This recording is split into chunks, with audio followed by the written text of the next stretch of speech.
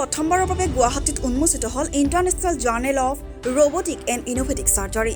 অসমৰ মাননীয় ৰাজ্যপাল শ্ৰী গোলাপ চান্দ কাটাৰিয়া ডাঙৰীয়াই 2023 চনৰ 11 জুনত গুৱাহাটীৰ এখন বিশেষ হোটেল তাজ বিবান্দাত অনুষ্ঠিত এক আড়ম্বৰপূৰ্ণ অনুষ্ঠানত association of robotic and innovative চাৰ্জাৰীৰ ARIS official journal international journal of advance robotic and innovative চাৰ্জাৰীৰ উদ্বোধনী সংস্কাৰটো মুকলি কৰিছে। বিগত বৰ্ষৰ এক ঐতিহাসিক মুহূৰ্তত 2022 চনৰ এপ্ৰিল মাহত গুৱাহাটীত ভাৰত আৰু দক্ষিণ পূব এছিয়াৰ প্ৰথম ৰবটিক চাৰ্জন এছ'চিয়েশ্যনৰ জন্ম হৈছিলে।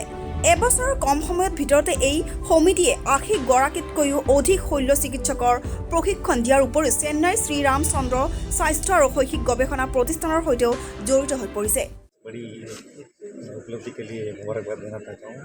इनका जो इनिशिएटिव रहा है, इसमें सालों से नॉर्थ ईस्ट में जो भी मेडिकल नई टेक्नोलॉजी दुनिया में आती है, इसका प्रयत्न हमेशा यही रहता है कि पहले गुवाहाटी में लेकर आओ ताकि नॉर्थ ईस्ट के लोगों को, गुवाहाटी के लोगों को इसका फ़ायदा मिले। तो ये बहुत ही बड़ी उपलब्धि है। और ये जर्नल जो उन्होंने बताया, ये जर्नल का लॉन्च होना बहुत महत्वपूर्ण है, क्योंकि कुछ भी हम लोग रिसर्च टेक्नोलॉजी नई चीज़ जो करते हैं, अगर वो ठीक से डॉक्यूमेंटेड रहता है तो उससे क्या होता है, आगे वाली पीढ़ी जो होती है, जनरेशन होती है, उनको ये नॉलेज अपने आप ही ट्रांसफ़र हो जाती है। अगर हमने कुछ काम किया, अगर ये ठीक से डॉक्यूमेंट नहीं हुआ तो नेक्स्ट जनरेशन को पता नहीं चलता है। तो ये भी एक बहुत बड़ी उपलब्धि है। और ये मैं मानता हूँ सिर्फ मेडिकल क्षेत्र में नहीं, बाकी क्षेत्र में भी, साइंस और टेक्नोलॉजी के इंजीनियरिंग क्षेत्र में भी ये बहुत ज़रूरी है कि जो भी हम लोग काम करें, जो भी रिसर्च करें, जो भी संशोधन करें, अगर उसका ठीक से डॉक्यूमेंट हो अगर ऐसे, तो वो ये नेक्स्ट जनरेशन को बहुत ही उपयोगी होता है। तो इसलिए मुझे लगता है ये इनिशिएटिव इन्होंने जो लिया है, ये बाकी क्षेत्र में भी अगर लोग देख के अगर ऐसे अच्छे जर्नल लॉन्च करें ओपन एक्सेस, जिसमें ये पब्लिकेशन फ्री हो, तो ज़रूर ये आगे वाली जनरेशन को काफ़ी ही फ़ायदा होगा। तो मेरी यही आप लोगों से भी यही एक रिक्वेस्ट है कि ये जो अभी ये लोग लॉन्च कर रहे हैं, इसका भी आप लोग अच्छे से प्रोपागेंडा करें और लोगों को पता चले कि इतना अच्छा काम हो रहा है नॉर्थ ईस्ट रीजन में, गुवाहाटी में, ताकि इस रीजन को भी मतलब पूरा इन्होंने वर्ल्ड में पूरा गुवाहाटी को मैप में लेकर आए। तो ये आपकी जिम्मेदारी भी है कि ये नॉर्थ ईस्ट में शायद नॉर्थ ईस्ट से पहले बार हो रहा है, पर वर्ल्ड में फर्स्ट टाइम है। इसीलिए तो मतलब ओपन एक्सेस जो जर्नल है, मतलब कोई भी पब्लिश कर सकता है, उसके चार्जेस नहीं लगते हैं। तो अच्छा काम है, कोई पब्लिश करना चाहता है तो एक अच्छा माध्यम है, ये लोग पब्लिश कर सकते हैं। कम से कम 12 करोड़ का है, कम का प्राइस। जो रोबोट हम लोग खरीदते हैं वो 20 करोड़ के ऊपर का आता है। तो अगर 20 करोड़ हम बैंक से अगर लोन भी लें तो उसको 20-25 लाख का इंटरेस्ट देना पड़ता है। अगर हम महीने में 20 लोगों का भी ऑपरेशन करते तो 1 लाख रुपये तो भरना पड़ रहा था। तो इस वक्त ऑन एन एवरेज रोबोट में जो सामान लगता है, जो गिराया जाता है, वो हमारा करीब 1 लाख से 75,000 का आता है। जो हम अभी रोबोट यूज़ करें उसको हमारे 75,000 एक्स्ट्रा खर्चा पड़ता है, तो हमको उतना देना ही पड़ता है। तो रोबोट महंगा है, अस्पताल उसके लिए इन्वेस्ट करते हैं और उसमें कुछ डिस्पोजेबल लगते हैं, इसलिए 75,000 से 1 लाख उसमें खर्च ज़्यादा होता है। लेकिन पेशेंट का बेनिफिट ये है कि पेशेंट को रोबोट में दर्द नहीं होता।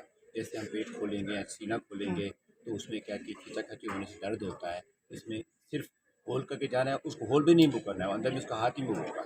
आप ही बाहर से मूव करोगे लेकिन कोई मूवमेंट नहीं। पेशेंट को कोई दर्द की गोली, दवाई, इंजेक्शन की जरूरत नहीं है। इसमें फ़ायदा है, के लिए कितना लोगों का फायदेमंद होगा इसके द्वारा। बहुत धन्यवाद। कुछ साल पहले तक हम सोचते थे कि टेक्नोलॉजी और अच्छी चीज़ें बहुत बड़े शहरों में मिलती हैं, डेवलप वर्ल्ड में मिलती हैं। ये एक प्रयास था 3 साल पहले जब मैंने पहली रोबोटिक सर्जरी छोटे शहर में लेके आया। हमारा देश तो छोटे शहरों में, गाँव में रहता है। আমি বিচাৰিছিলোঁ যে পৃথিৱীৰ চবেই চিনি জানক যে সৰু চহৰৰ পৰা আমি কিবা এটা ডাঙৰ काम কৰিব পাৰোঁ। सो हमारा पहला एम था कि छोटे शहरों को फोकस में लाना है। छोटे शहर तभी हम लोग बहुत दूर अंदर के छोटे गांव में पहुंच सकेंगे। और इसी हिसाब से हमारा ये पहला प्रयास था एसोसिएशन बनाने का। उसके बाद में अब हमारा जो अच्छा काम है, हम जब भी पब्लिश करना चाहते हैं तो वहाँ जाते ही एक प्रोसेसिंग फ़ी मांगते हैं। हर एक के साथ ये होता है, कुछ न कुछ छुपाने की बात नहीं है। कभी कभी 1 लाख देना पड़ता है, कभी कभी 50,000 देना पड़ता है, कभी 1.5 लाख देना पड़ता है एक छोटे से अच्छे काम को पब्लिश करने के लिए। इस वक्त भी मैं एक नई सर्जरी की है, उसको पब्लिश करने के लिए मैं पब्लिशर खोज रहा हूँ कि कहाँ पब्लिश किया जाए जो है। तो क्या है कि जो सिंपल सर्जन है, जो सरकारी अस्पताल में काम करते हैं वो अपना पब्लिश करना छोड़ देते हैं। अगर वो पब्लिश ही नहीं होगा, पैसे लगेंगे तो क्यों करें। इसीलिए हम चाहते हैं कि एशियन कंट्रीज़ में जो लोग काम कर रहे हैं, हमारे यहाँ हो, नेपाल में हो, बांग्लादेश में हो, श्रीलंका में हो, मालदीव्स में हो, जहाँ भी हो, उनका काम कैसे पब्लिश होगा। तो इसीलिए कुछ हमको high quality international open access journal बनाने हैं, जिसमें हमको ध्यान देना है कि जो छोटे शहरों से जो काम हो रहा है उसको हम लोग पब्लिश कर पाएँ। बड़े काम आएंगे हमारे पास, वो पीछे अपने आप दौड़ेंगे अगर हम उसको इतना फोर्स करेंगे इस जर्नल में देखो यहाँ से कुछ नई चीज़ें आ रही हैं इसमें से। तो ये पहला एम था। दूसरा भी एम होता है इसको उसकी रीडर्स की संख्या बढ़ाना। अगर हम अभी उसको प्रॉपर स्टैंडर्ड मेंटेन करेंगे, हाई क्वालिटी जर्नल हम ला सकेंगे, अपने आप ही उसकी इंडेक्स फैक्टर, इम्पैक्ट फैक्टर जो भी होता है वो अपने आप ही बढ़ जाएगा। কেনেকুৱা ধৰণৰ চাৰ্জিকেলত ব্যৱহাৰ হ'ব? এইটো এতিয়া আমি নাম দিছোঁ ৰবটিক আৰু ইন'ভেটিভ চাৰ্জাৰী। ইয়াত আমাৰ কেইদিনমান আগতে আমি তাৰো ওলাইছিলোঁ কিতাপ recent advances in robotic surgery. এইটো পাব্লিছ হৈছে যোৱা বছৰ। আমাৰ উত্তৰ প্ৰদেশৰ গভৰ্ণৰে ৰিলিজ কৰিছিলে গোৱাত, আমাৰ গোৱাত এটা প্ৰগ্ৰাম আছিলে। চ' আমাৰ হ'ল what is happening in health care, whether it may be from the IIT, Telugu scientists. So in fact, Professor S.M. Hazarika, one of the IIT teachers, contributed in that journal. So আমি ভাবিছোঁ যে এইটো যিকোনো technology যিটো দ্বাৰা আমি সমাজক কিবা এটা সহায় কৰিব পাৰোঁ, আমি সেইখিনি লৈ আনোঁ। আজি কোনো মানুহে অসুখ হৈ একমাহ বিছনাত পৰিব নোৱাৰে। বিছনাত পৰা মিনছ তেওঁ কাম নচোৱা, ফেমিলি চাফাৰ কৰা, পইচা লছ হোৱা, তাতকৈ 2 পইচা বেছি খৰচ কৰি যদি 3 দিনত তেওঁ কামত যাব পাৰে, তেওঁ এইটো প্ৰিফাৰ কৰে। এইটো আৰু লুকাবলগীয়া কোনো কথা নাই। সকলো মেডিকেলতে উপলব্ধ হ'ব?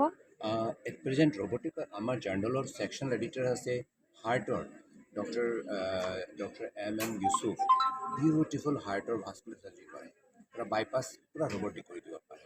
চ' ৰবটত কোনো ধৰণৰ মুভমেণ্ট কঁপনি ট্ৰেমাৰ্ছ নাই, হাত নকঁপে, ৰবট একদম প্ৰিচাইজ। খালি চাৰ্জনৰ এক্সপিৰিয়েঞ্চ লাগে, এনেই ৰবটে নকৰে। It's not autonomous. Without doctor? Without doctor কৰিব নোৱাৰে, এতিয়া নোৱাৰে, কিন্তু কিজানি আমি 10 বছৰ পিছত পাৰিম। सर চ' থৰেক্সত আছে, নিউৰত আছে, স্পাইনত আছে, এবডোমেনত আছে, গাইনিত আছে, এতিয়া ভাস্কুলাৰ চাৰ্জাৰী আৰম্ভ হৈছে ৰবটত। চ' ৰবট চব আমাৰ এডিটৰিয়েল বৰ্ডত চব ছেকশ্যনৰ আছে। ইউৰলজিত আছে মোৰ মিছেছ স্বাগতা, তেওঁ robotic train ENT surgeon. ENT head and নেকত আছে। ৰবটত যদি আমি কাণত আমি বহাব লাগে, যেনেকুৱা মেচিনৰ পাৰ্ট এটা আমি বহাই থাকোঁ, তেনেকুৱা এটা প্ৰিচাইজলি আমি বহাব পাৰোঁ। প্ৰথম ৰবট চাৰ্জাৰী যে হৈছিলে ব্ৰেইনত এটা পিন পইণ্ট বায়োপচি লাগিছিলে, সেইটোৱে আৰম্ভ হৈছিলে। আৰু সেইটো আমি লৈছিলোঁ জেনেৰেল মটৰ্ছ কোম্পানীৰ মেচিনৰ পৰা চাইছিলোঁ যে মেচিনৰ পৰা যদি এটা পাৰ্ট উঠাই বাৰে বাৰে বহাব পাৰি প্ৰিচাইজলি, তেতিয়া ডেফিনেটলি প্ৰিচাইজলি ব্ৰেইনৰ পৰা বায়োপচি ল'ব পাৰিব। सर ये हिंदुस्तान में पहला है।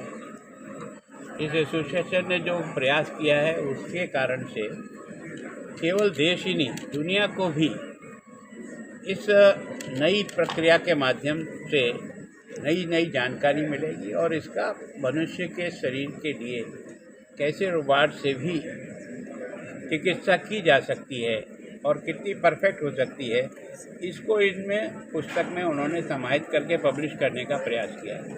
वैसे तो मैं टेक्निकल आदमी नहीं हूँ, ज़्यादा तो डॉक्टर साहब ही बता सकेंगे इसका क्या होगा, पर मैं ये जानता हूँ कि इनके प्रयास की जितनी प्रशंसा की जाए उतनी कम है, क्योंकि हिंदुस्तान में पहला पब्लिशर है जो इस प्रकार के ज्ञान को बाकी लोगों तक पहुँचाने का प्रयत्न कर रहा है। News desk report, news report today.